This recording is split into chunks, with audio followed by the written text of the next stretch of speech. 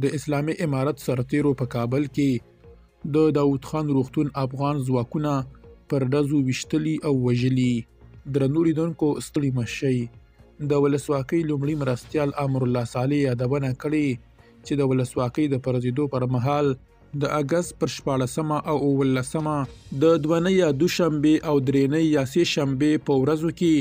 د اسلامي امارت سرتیرو په شهید سردار محمد داود خان یا 400 بستریز روغتون کې د ولسواکۍ بستري ټپي سرتیري او ځواکونه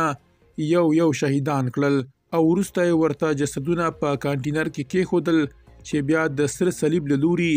خاورو ته وسپارل شول. ښاغلي صالح لیکلي هماغه مهال د اسلامي امارت یو مشر رسنیو ته له جسدونو یو ډک کانټینر وښود تر څو دغه جنایت پټ کړي او مسؤلیت په ناڅرګندو او نامسؤولو کسانو وغورځوي. نوموړی ډیروي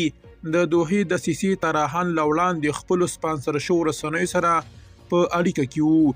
تر څو د دې جنایتونو له خبري پوښښ څخه ډډه وکړي. امر الله صالح همدارنګه د 2021 زیږدیز کال په اګست کې د کندهار ښار په ډیرکیو لویو کوڅو کې د ځایي سرتیرو غورځول شوو جسدونو ته هم اشاره کړې چې هغه مهال اسلامي امارت یوازې د جسدونو خرابېدو د بوی خپرېدو مخنیوي لپاره هغوی لرې کړل او وروسته د سره صلیب لخوا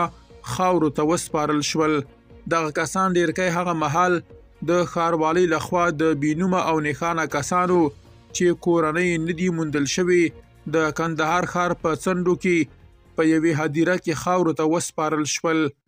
امر الله صالح د اسلامي امارت د استخباراتو مشر ډاکټر بشیر په نوم د یو بل کس یادونه هم کوي چې په ننګرهار او کونړ کې د خپلې دندې پر مهال